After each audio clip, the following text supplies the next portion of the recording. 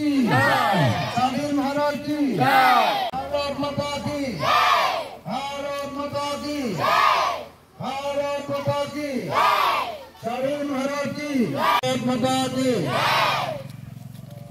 स्वाधीनता दिवस स्वाधीनता दिवस स्वाधीनता दिवस भारत माता की वंदे वंदे वंदे।